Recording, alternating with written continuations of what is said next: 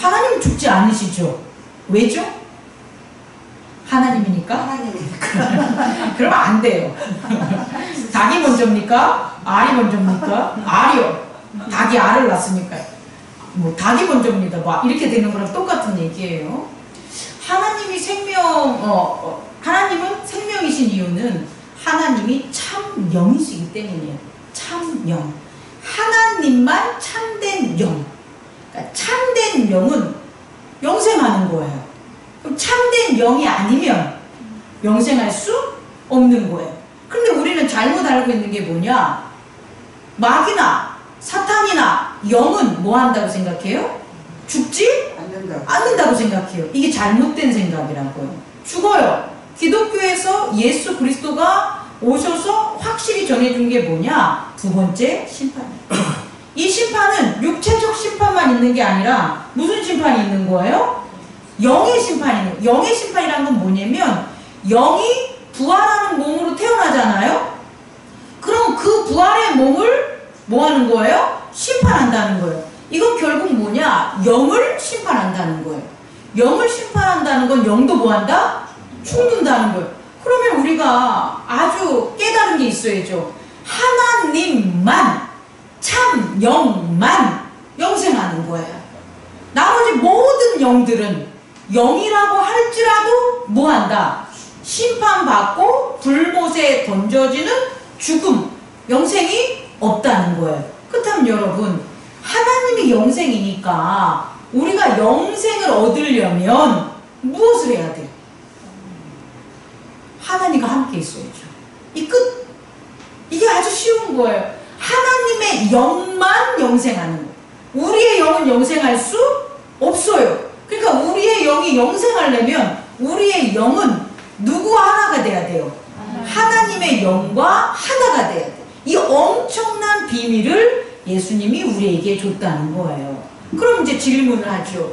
아니 어떻게 우리의 영이, 인간의 영이, 죄인된 영이 어떻게 거룩하신 참 하나님의 영과 하나가 될 수 있습니까? 이 문제를 해결할 수가 없었다고요, 그동안. 예수님이 오기 전까지는 어떻게 결합을 할 거야, 도대체 이 영이, 죄 있는 영이. 이해합니까? 심판받을 영이. 그런데 예수님이 오셔서 그가 하신 일이 뭐냐 봤더니 우리의 영을 누구의 영과? 하나님의 영과 하나가 되게 하는 거라고요. 이해할 수 있겠습니까? 영생은 오직 이것밖에 없습니다. 그래서 오늘 요한복음 19장을 보면 참 그냥 복잡해. 빌라도가 유대인이 예수님을 넘겼어. 그리고 빌라도가 예수님을 그냥 사형시켰어. 십자가에 못 박혔어. 예수님이 돌아가셨어. 이 간단한 얘기가 아니잖아요. 요한복음에서 19장, 18장 엄청 긴데 이 긴 게 뭐냐면 서사적인 게 긴 거예요. 다른 장들은 말씀의 장들이 긴 거지 에피소드의 사건의 장이 긴 게 아니에요.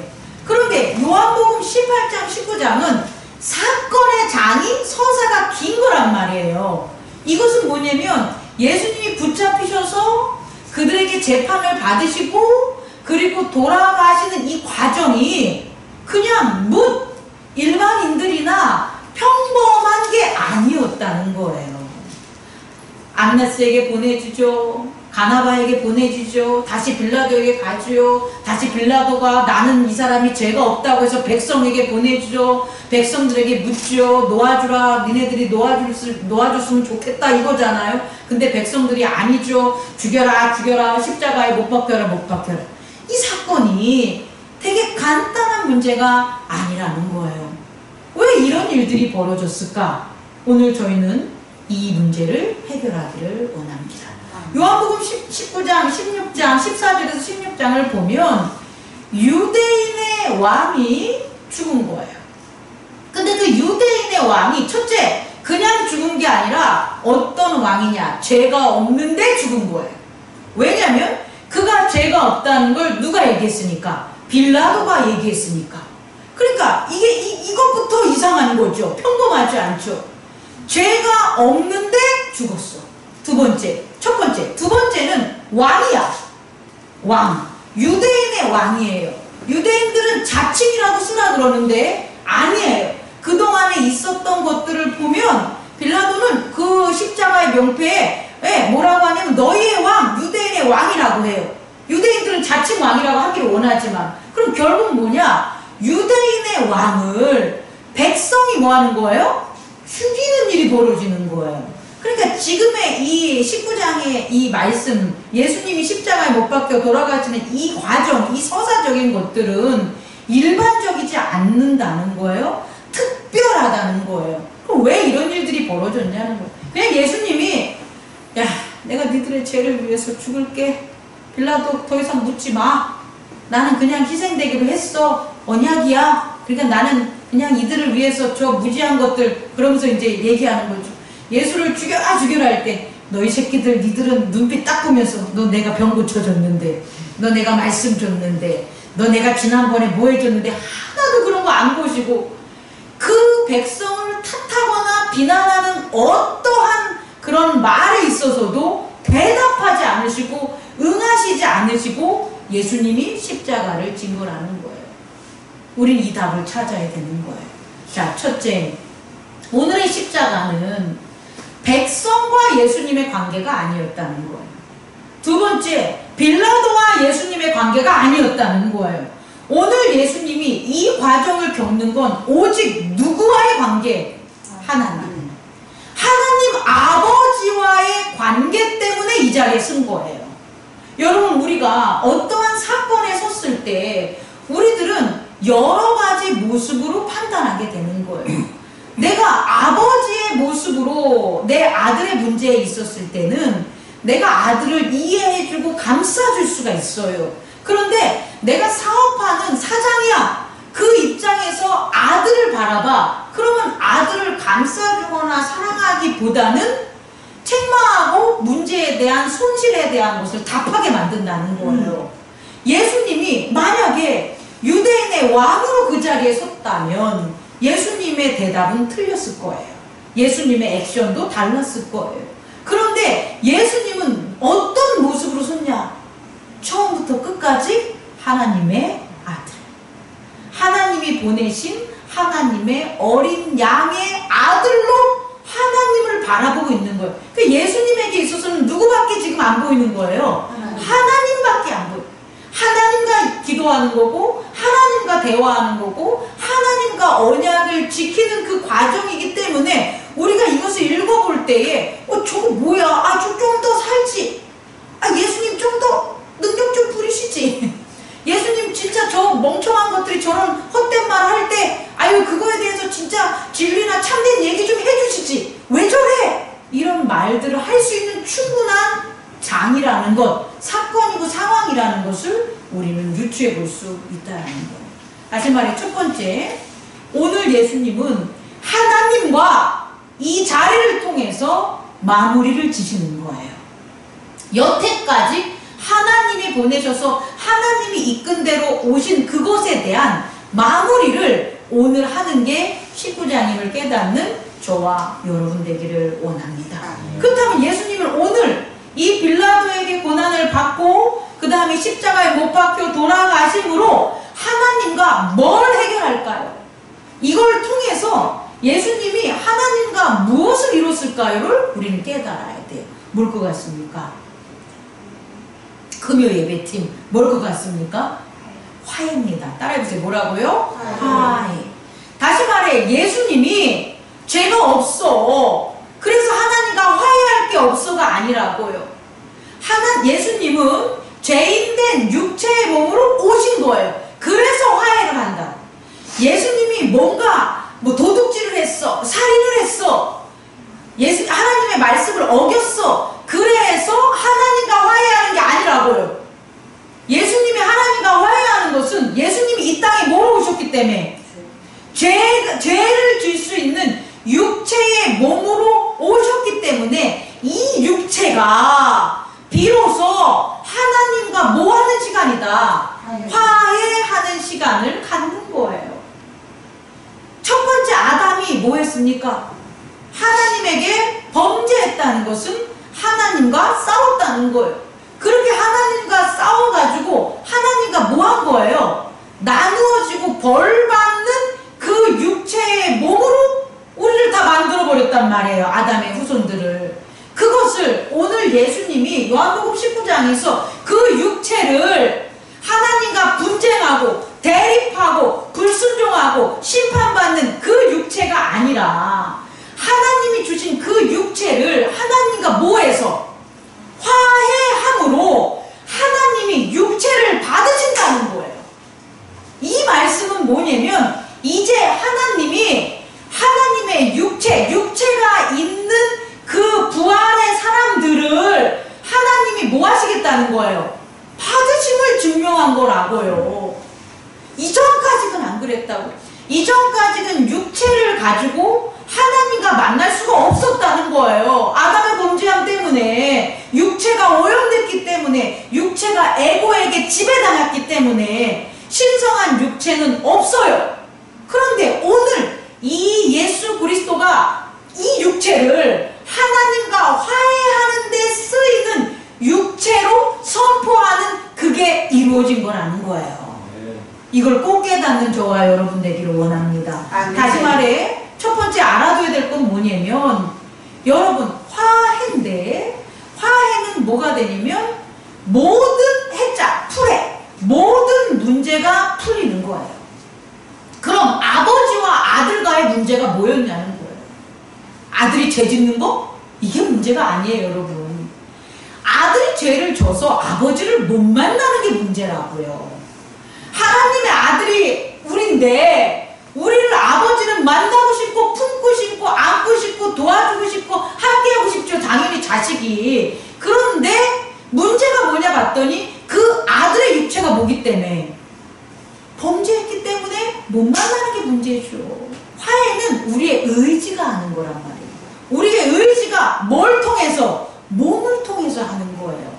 다시 말해 화해는 그냥 생각이 야 우리 그냥 지난 일 없다 하자.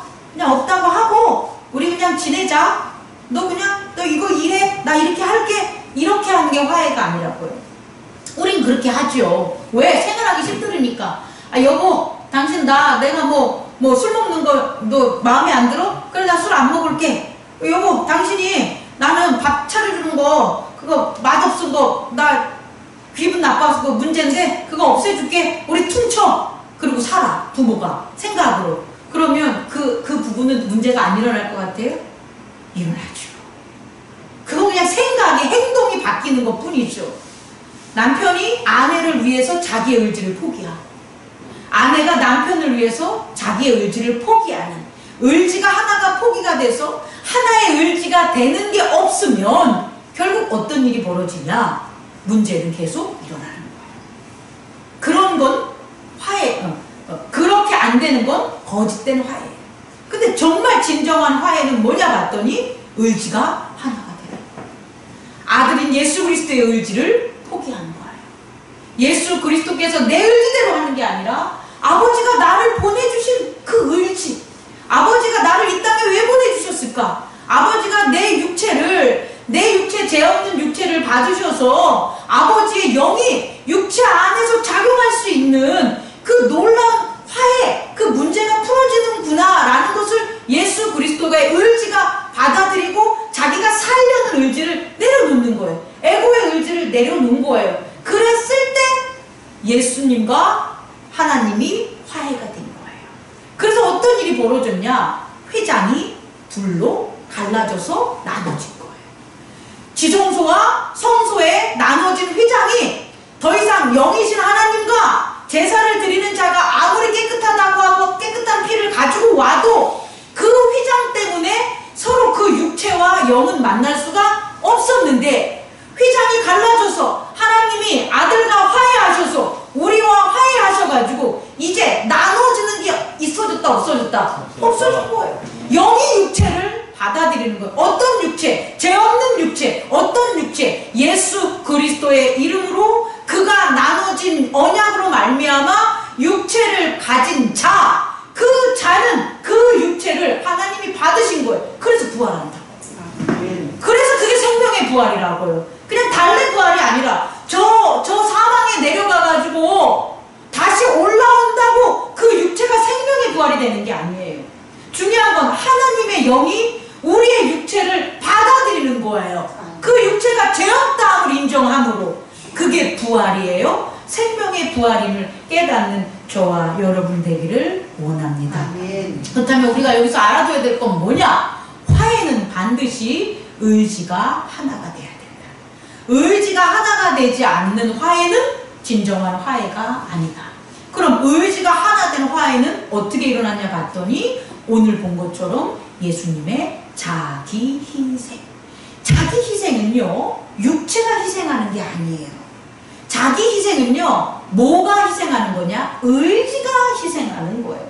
우리는요, 얘기하죠, 부모가. 내가 자녀 너를 위해서 내가 희생해서 임마 내가 진짜 먹을 거 안 먹고 돈 벌어가지고 너 유학 보내주고 너 했잖아. 근데 니들이 나한테 이러냐? 잘못된 희생인 거예요, 여러분. 그 희생 아니에요. 육체가 희생하는 건 희생이 아니에요, 여러분. 희생은 뭐가 희생이냐? 내 의지가 희생하는 거예요. 자기 희생. 내 의지가 자녀의 바른 것을 위해서, 행복을 위해서 내가 자녀의 의지를 갖다가 내가 상처 주지 않고 두려워하지 않고 그 의지를 바라봐 줬냐? 이게 자기 희생이라는 거예요. 오늘 예수님께서 왕인 나를 내가 고쳐줬고 내가 병든 자를 고쳐주고 귀신을 쫓은 그들이 와가지고 나를 살려줄 수도 있음에도 불구하고 죽여라 죽여라 외친 저들에게 예수님이 아무런 말을 안 한 것은 그의 의지가 희생한 거라는 거예요. 자기 희생. 하나님한테도 할 말 많겠죠. 근데 이미 기도해서 다 끝내줬으니까 자기 희생. 자기의 의지를 희생함으로 예수님이 오늘 하나님의 의지를 나타나게 한 거예요. 여러분 이걸 꼭 깨닫는 저와 여러분 되기를 원합니다. 아멘. 근데 중요한 게 뭐냐? 내 의지가 희생됐더니 예수의 의지가 희생됐더니 그의 육체에 누가 작용했다는 거예요? 하나님의 영, 하나님의 의지. 이게 대단히 주목할 것이라는 거예요. 오늘 우리에게도 예수의 이름으로 나아갈 때에 자기 희생이 있으면 내 의지를 희생하면 나타나는 현상이 있는데 그게 뭐냐? 내 몸에 누가 역사한다는 거예요? 하나님의 영이 역사하는 거예요. 그게 성령이에요. 성령의 충만함은 여기에 있는 거예요. 내 의지가 그대로 있는데 성령의 의지랑 악수해 가면서 성령님 제가 오늘 이렇게 하기로 했는데요. 좀 지켜주시고 인도해 주시고 채워주시고 해주실 거죠? 백날 기도해봐라. 안 돼. 그건 내 생각으로 하는 내 의지가 있기 때문에. 근데 아니에요. 내 의지를 내려놓고 제가 제 주장을 하지 않겠습니다. 말씀에 순종하겠습니다. 하나님이 이루시는 뜻대로 제가 희생하겠습니다. 라고 할 때 우리의 육체를 누가? 성령께서 사용하시는 거예요. 이거를 꼭 깨닫는 저와 여러분 되기를 원합니다. 네. 다시 말해 오늘의 이 일은 예수 그리스도께서 육체를 통해서예요. 영을 통해서가 아니라 뭘 통해서? 자기 희생의 의지를 통하여 육체를 하나님께 드림으로 하나님의 영과 우리의 육체가 화해하는 놀라운 일이 벌어졌다는 걸 꼭 깨닫는 저와 여러분 되기를 원합니다. 네. 그렇다면 이 화해에는 반드시 뭐가 있다? 조건이 있는 거예요. 이 화해, 죄 없는 육체를 하나님이 만난 거잖아요. 여기에는 반드시 조건이 있다는 걸 꼭 깨닫기 바랍니다. 그럼 어떤 조건이냐? 화해의 조건은 따라해보세요. 회개와 용서. 화해가 되려면 뭐가 있어야 된다? 회개와 용서가 있어야 되는 거예요.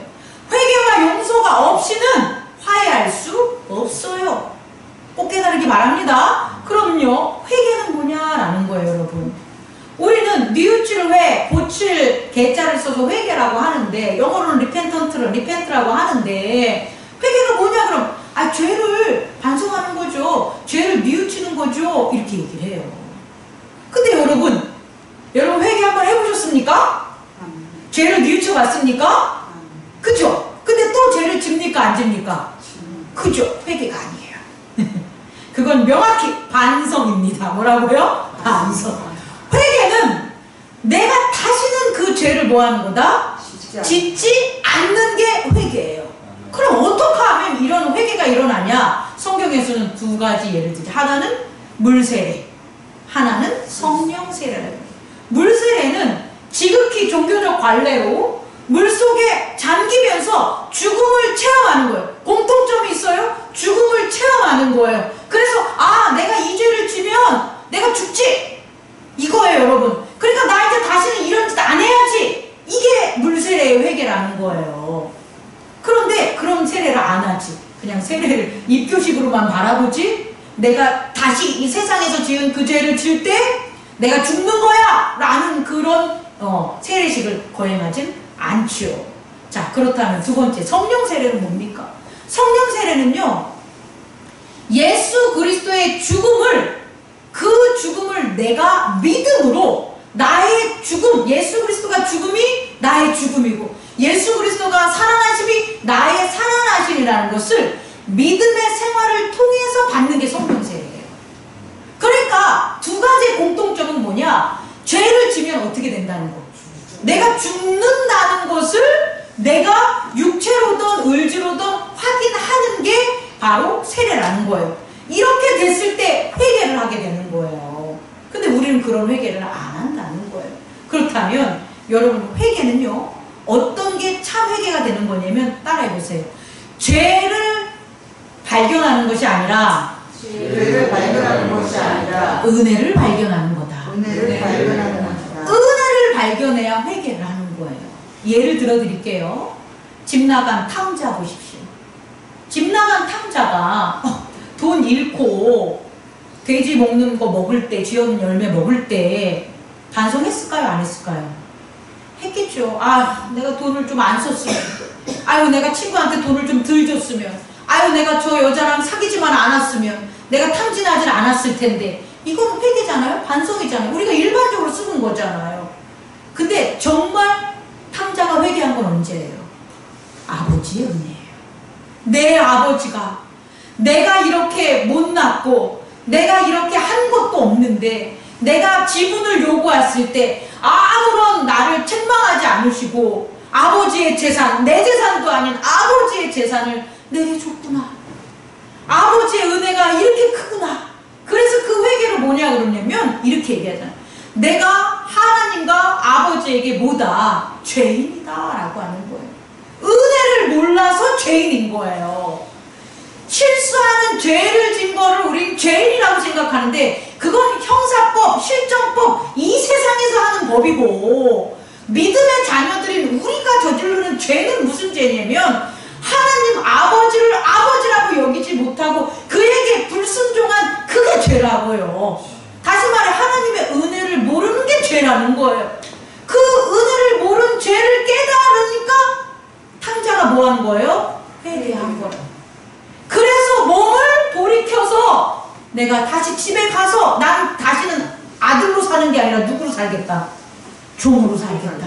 이 몸, 이 못된 몸, 죄진 몸, 이 아들의 몸으로 사는 게 아니라 내가 죄 없는 종의 몸이라도 내가 아버지랑 살아야 되겠다. 아버지의 은혜가 크기 때문에 아버지의 은혜를 감사하기 위해서.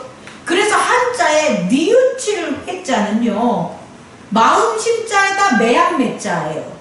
이 매양 매자에다 어미 모자가 있는 거예요. 어머니가 돌아가신 후에야 그 어머니의 사랑이 마음에 사무쳐서 내가 다시는 이렇게 살면 안 돼. 부모가 나를 어떻게 키우고 낳는데 라는 그 부모의 은혜 때문에 돌이키는 게 회개라는 거예요. 예수 그리스도가 어떻게 나를 위해서 십자가에 못 박혀 돌아가셨는데, 하나님이 어떻게 나를 살리기 위해서 지금 이 엄청난 말도 되지 않는 시간과 모든 것들을 다 변경시키고 특별하게 하는 놀라운 그 과정 속에 예수 그리스도의 희생을 통한 일이 벌어졌는데 내가 이렇게 살면 돼? 하나님의 은혜를 깨닫고 회개하는 게 참된 회개임을 깨닫는 저와 여러분 되기를 원합니다. 아멘. 내가 그렇게 살면 안 되지. 내가 도둑질하면 안 되지. 내가 물질을 탐하면 안 되지. 내가 이렇게 게으르면 안 되지. 내가 이렇게 거짓말하면 안 되지. 이것들이 법에 따른 게 아니라 하나님의 은혜 때문에 이루어지는 진정한 회개가 저와 여러분에게 있길 원합니다. 그리고 그 회개가 화해의 조건이다. 이 회개가 은혜 때문에 이루어지면 놀라운 일이 벌어지는 거예요. 그럼 반드시 뭐가 일어나냐? 따라해보세요. 용서는 위치가 높아서, 하나님의 위치가 높으니까, 능력이 있으니까 너를 갖다 용서해주고 용서 안 해주고가 아니라는 거예요. 그럼 아버지의 은혜로 회개해서 나오면 용서, 얼굴 용자, 그 다음에 서자가 용서할 서자인데 같을 여자의 마음 심자예요. 같은 마음. 얼굴이 어떤 거예요? 같은 마음. 어떤 같은 마음? 지금 죄를 회개하는, 은혜 때문에 죄를 회개하는 그 사람의 마음과 같아. 누가? 아버지가. 그래서 용서해 주는 거라고요. 조건적으로 너 탕자 너 돈 다 썼냐? 내가 준 게 200만 원이니까 이제 와가지고 2천만 원어치 일을 해. 그래야지 받아주는 거야. 이런 용서가 아니라는 거예요, 여러분. 내가 너 오늘 너 잘못한 거 용서해 줄 테니까 엄마 나중에 늙어가지고 힘없으면 네가 좀 도와줘라. 이 용서가 아니라고요. 그 용서가 아니라 그렇게 힘들고 어렵고 그 다음에 은혜를 알아서 돌이킨 그 회개한 자의 마음을 이해하고 그 마음과 같은, 아이고 내 자식아, 아무 말 안 하고 밖에서 기다렸던 문 밖에서 기다렸던 탕자의 아버지가 아들을 안아주면서 너희 새끼 돈 얼마 남았니? 이거 물어본 게 아니라 안아주고 얼싸안고 아이고 고생 많았지. 그 다음에 뭐라 그래요? 그 오기도 전에 첫째 아들한테 뭐 하는 겁니까? 손잡고 대잡고 잔치를 열리는 것. 그게 아버지의 마음. 다시 말해 회개한 마음을 이해하는 거야. 네 육체, 너 그래 죄 많은 그 세상에서 네가 얼마나 갈피를 못 잡았니? 복음을 듣지 못하고 네가 얼마나 힘들었니?